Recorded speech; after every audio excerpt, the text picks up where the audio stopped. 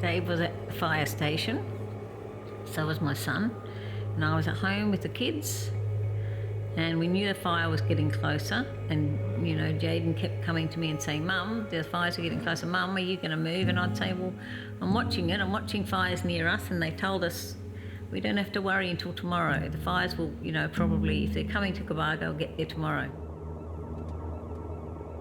Jaden said to me, "Come outside." And I said, "What's the noise?" And he said, "That's the fire and it's really close. You have to go now." So he then helped me shovel everything into the car and I left. You were? At the showground. Yeah. Catering for people who were just milling about. And we couldn't get in touch with each other at this time. I didn't know how Dave was, how Jaden was. And at about 2 o'clock in the afternoon, Jay called me. And I knew something was wrong because he was crying and sobbing and crying. And he said, "Oh, Mum, I tried so hard to save it. I really tried. And I just couldn't."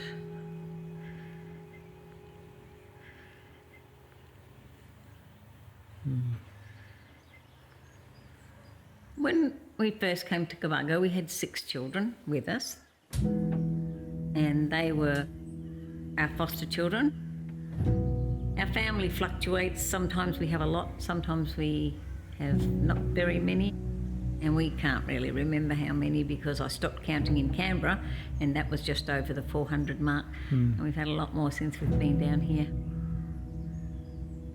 It was a very easy community to get into. We were welcomed with open arms. New Year's Day 2020 was the start of a downward spiral of total loss, extreme uncertainty, and serious mental health issues. I couldn't even make cups of teas and coffees. You couldn't function. And all my life I'd been helping people, and it got to a point I could no longer do that. In March 2020, we had our first contact with Breathe Architecture of Melbourne. The journey started pretty simply with us writing to the RFS fire chief, being introduced to Dave. Dave said to us, "There's over 400 people have lost their houses around here. There must be someone who deserves this more than us. There must be someone who needs help more than us. Why don't you help them?" And Madeline responded by saying, "Well, you've spent your entire life helping other people." They'd fostered dozens and dozens of children, put community service at the front of their entire life. And beyond all that, he was the town Santa. He had a sled that he would drive into town every Christmas.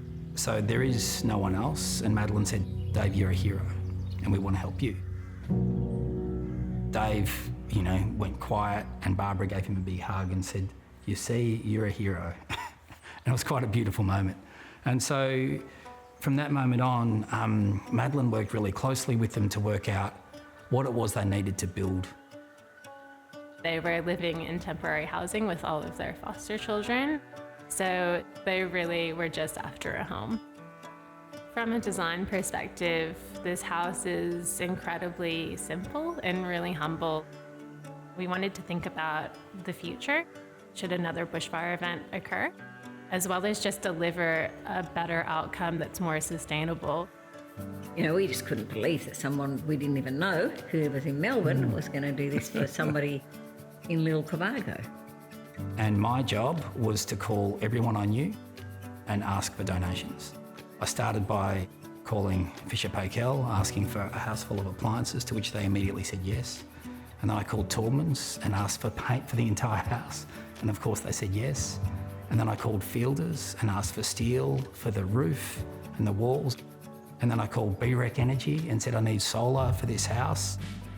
I called Automatic Heating and asked for a heat pump. And then we spoke to Formbrick, TradeLink, Accent Windows, Studio Wall, and they donated as well. And also the builder, Jason, what an incredible young man who committed to get Dave and Barbara back into the house by Christmas. And so it was this incredible team of people that came together within a blink of an eye, and then I went back to Maddie and said, here are all the people that are donating these things. How do we design a house with this kit of parts? We were amazed that the architect Madeline Sewall drew the plans without seeing the site due to COVID-19 lockdowns.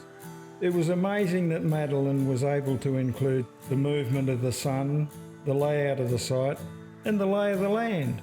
It was really, really good. It was just something to focus on that was really positive. And this is it. It's simple, it's unegotistical, it's carbon neutral in operation, importantly. And for us, it's one of the projects we're most proud of, despite its incredible humility. So we've got the bedroom side, it has the bathrooms and the bedrooms, and we've got the kitchen, living and dining area. We put a lot of time and effort into considering the environmentally sensitive design components.